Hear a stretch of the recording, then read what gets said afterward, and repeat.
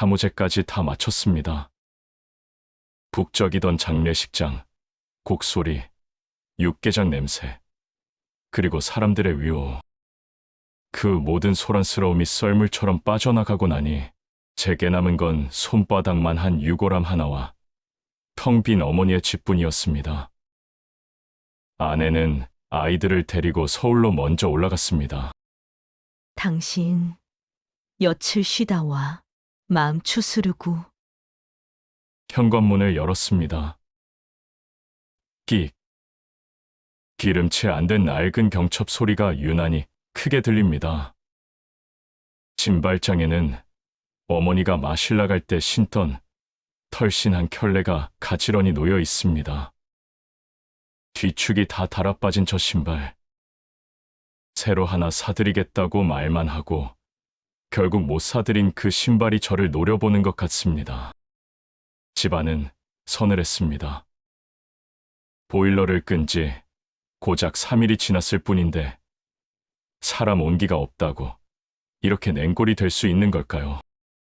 아니면 평생 이 집을 데우던 어머니라는 난로가 꺼져서일까요? 안방으로 들어갔습니다. 어머니 특유의 냄새가 훅 끼쳐옵니다. 바스 냄새, 묵은 장롱 냄새, 그리고 희미한 박하사탕 냄새. 이불은 개 켜져 있지 않았습니다. 구급차에 실려 가시던 그날 아침, 급하게 몸만 빠져나간 흔적 그대로 헝클어져 있었습니다. 저는 그 자리에 털썩 주저앉았습니다. 눈물이 날 줄 알았는데 눈물은커녕 헛구역질이 났습니다. 속이 텅 비어서일까요? 아니면 죄책감이 명치를 꽉 막고 있어서일까요? 그렇게 한참을 멍하니 앉아 있는데 부엌 쪽에서 소리가 들렸습니다. 냉장고였습니다. 어머니가 시집 올 때 혼수로 해왔다는 제 나이보다 더 먹은 금성사 냉장고. 저 녀석은 아직도 살아있었군요. 주인이 죽은 줄도 모르고 미련하게, 참 미련하게도 돌아가고 있었습니다. 저 냉장고는 저와 어머니의 전쟁터였습니다.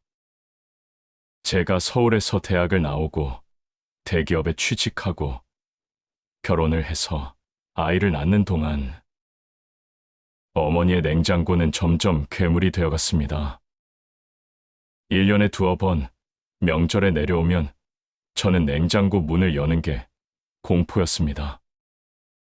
문을 열면 와르르 쏟아지는 검은 비닐봉지들, 언제 얼렸는지 알 수 없는 떡덩어리, 말라비틀어진 생선, 정체불명의 가루들. 냉장고 안은 꽉 차다 못해 터질 지경이었고 쿰쿰한 냄새가 진동을 했습니다. 아, 엄마, 제발 좀! 이거 다 언제 거야? 유통기한 지난 거 먹고 탈라면 병원비가 더 나온다고 내가 몇 번을 말해! 아니요.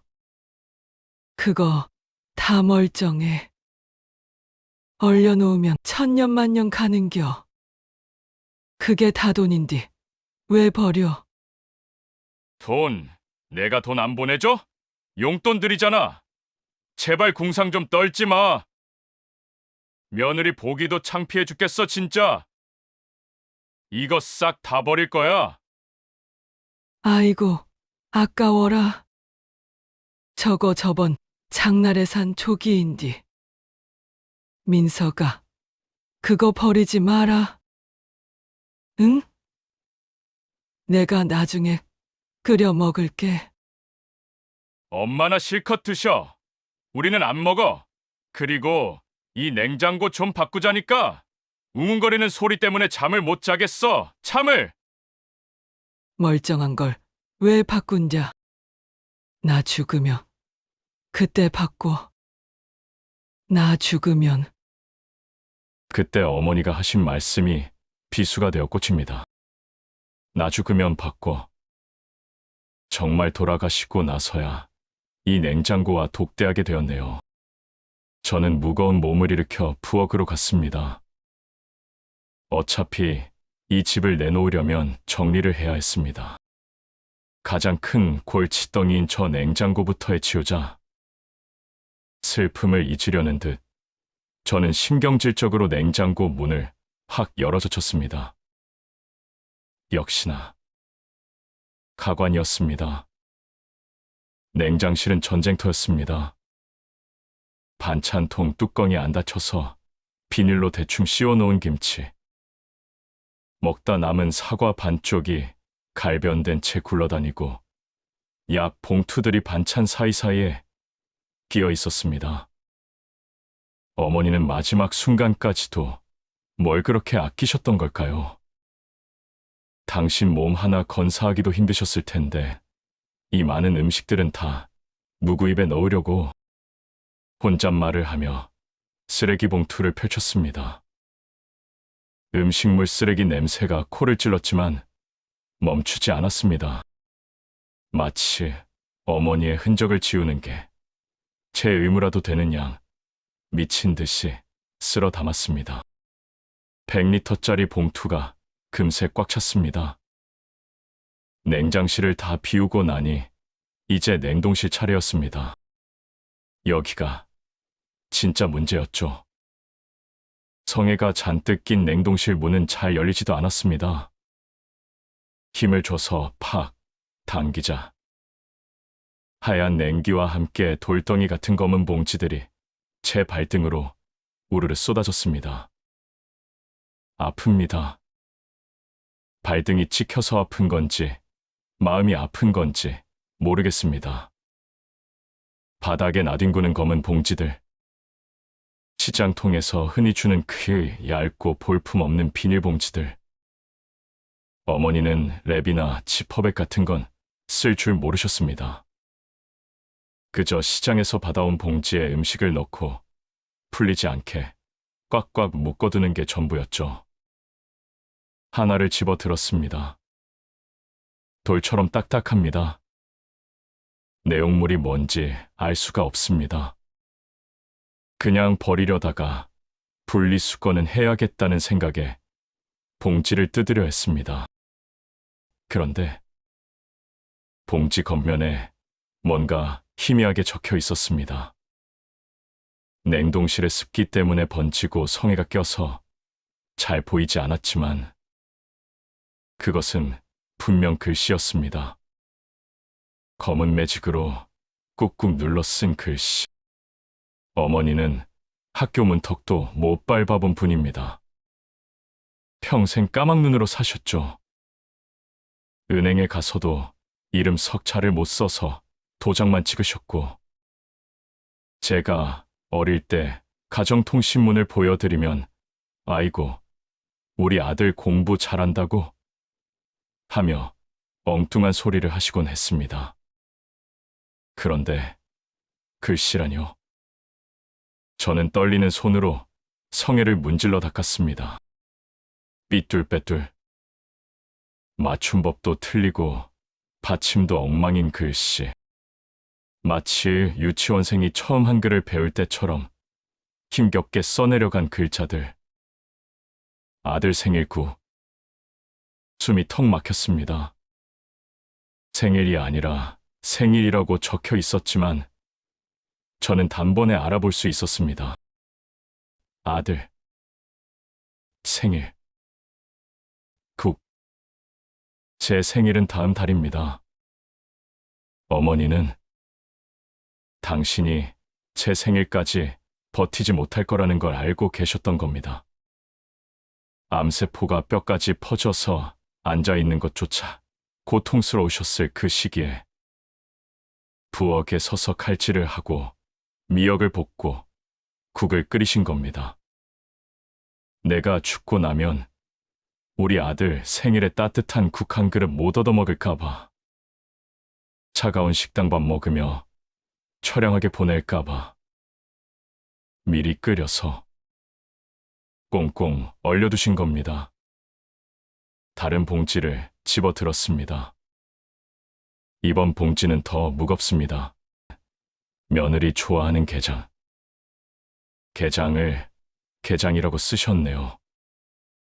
아내는 간장게장이라면 자다가도 벌떡 일어납니다. 어머니는 그거 아셨습니다. 입덧 심할 때 어머니가 해주신 게장만 먹었던 걸 기억하고 계셨던 겁니다. 손가락 마디마디가 퉁퉁 부어오르는 항암 치료 중에도 그 매운 고추 썰어 넣고 간장을 다리셨을 어머니. 또 다른 봉지.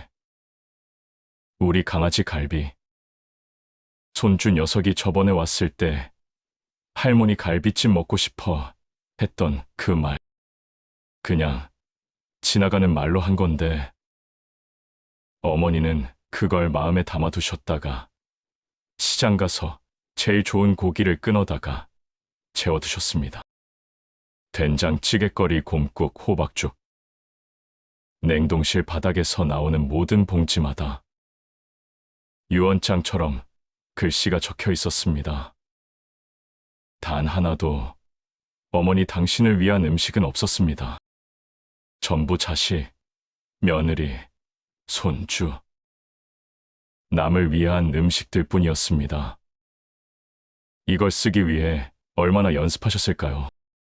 밤마다 몰래 달력 뒷장에 전단지 여백에 아자를 쓰고 들자를 쓰며 혹시라도 자식들이 못 알아볼까봐 돋보기 안경을 쓰고 떨리는 손을 부여잡고 쓰셨을 그 모습이 눈앞에 그려져서 미칠 것 같았습니다. 저는 냉장고 앞에 무릎을 꿇고 통곡했습니다. 엄마, 엄마. 나이 50 먹은 사내놈이 짐승처럼 울부짖었습니다. 엄마가 이걸 만들 때 나는 뭐 했나? 친구들이랑 골프 치러 다녔습니다. 주말엔 피곤하다고 전화 한 통 안 했습니다. 엄마가 몸이 좀 안 좋다고 했을 때 나이 들면 다 그래, 영양제 보내줄게 하고 끊었습니다. 그때 엄마는 죽음을 준비하고 있었는데 나는 엄마가 영원히 살 것처럼 그렇게 무심했습니다. 이 나쁜 놈아. 이 불효자 놈아. 제 가슴을 주먹으로 쳤지만 아픈 줄도 몰랐습니다. 한참을 울다 보니 배가 고프더군요. 참 간사하죠. 엄마는 죽었는데 자식 배때기엔 밥 달라고 꼬르륵 소리가 납니다. 저는 비틀거리며 일어나 아들 생일 국이라고 적힌 봉지를 뜯었습니다. 꽁꽁 언 미역국 덩어리를 냄비에 넣었습니다. 가스불을 켜자 얼음이 녹으며 서서히 국물로 변해갑니다. 고소한 참기름 냄새가 부엌에 퍼집니다. 어릴 때 학교 다녀오면 대문 밖까지 나던 그 냄새. 우리 아들 왔냐? 하며 부엌에서 뛰어나오시던 어머니의 환영이 보이는 것 같았습니다. 보글보글. 국이 끓습니다. 저는 밥통에 말라 비틀어진 찬밥을 한 덩이 퍼서 국에 말았습니다. 다른 반찬은 필요 없었습니다. 어머니의 눈물과 땀과 마지막 생명이 들어간 이 국 한 그릇이면 충분했습니다. 한 숟가락 입에 넣었습니다. 뜨거운 국물이 목구멍을 타고 내려가는데 짜더군요. 간장을 많이 넣으신 건지 아니면 제 눈물이 들어가서 짠 건지. 너무 짜고 너무 뜨겁고 그리고 사무치게 그리운 맛이었습니다. 미역은 푹 퍼져서 씹을 것도 없었습니다. 소고기는 질기지 않게 다 젖어 있었습니다. 이가 약한 아들을 위한 배려였겠죠. 목이 메어 밥이 넘어가지 않는데 저는 꾸역꾸역 밀어 넣었습니다. 먹어야 해. 엄마가 해준 거니까 남기면 안 돼. 먹으면서 저는 어머니와 대화를 했습니다. 엄마, 미역국 맛있네. 진짜 맛있어. 근데 좀 짜다. 다음엔 간장 좀 덜 넣어.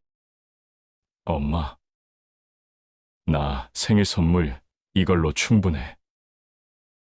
고마워. 진짜 고마워. 아무도 없는 텅 빈 부엌에서 고물 냉장고 우웅거리는 소리를 반주 삼아 저는 세상에서 가장 슬프고도 따뜻한 생일상을 받았습니다. 서울로 돌아오기 전 저는 냉장고를 깨끗이 닦았습니다. 버리려고 했던 그 냉장고 그대로 두기로 했습니다. 안에 있던 음식들은 아이스박스에 고이 담았습니다. 아내에게 줄 게장, 아이에게 줄 갈비. 하나도 버리지 않고 챙겼습니다. 집을 나서며 다시 한번 신발장을 봤습니다. 어머니의 낡은 털신. 저는 그 신발을 챙겨 제 차 조수석에 실었습니다. 이제라도 좋은 곳 많이 다니시라고요. 여러분, 혹시 지금 댁에 계신 어머니의 냉장고를 보신 적 있나요? 검은 봉지가 꽉 차 있다고, 냄새난다고 타박하지 마세요. 그건 음식물 쓰레기가 아닙니다. 자식 입에 하나라도 더 넣어주고 싶은 어머니의 욕심이고, 사랑이고, 역사입니다. 그 냉장고 문이 닫히기 전에, 어머니의 방문이 영원히 닫히기 전에, 오늘 전화 한 통 드리세요. 엄마, 밥 먹었어. 뭐 먹고 싶은 거 없어? 하고요. 저처럼 식어버린 국그릇 부여잡고 후회하지 마시고요. 어머니, 다음 생에는 제 딸로 태어나세요. 제가 맛있는 거 많이 해주고 예쁜 옷 입혀주고 사랑만 듬뿍 줄게요. 고생만 하다간 우리 엄마 순자씨 사랑합니다. 그리고 미안합니다.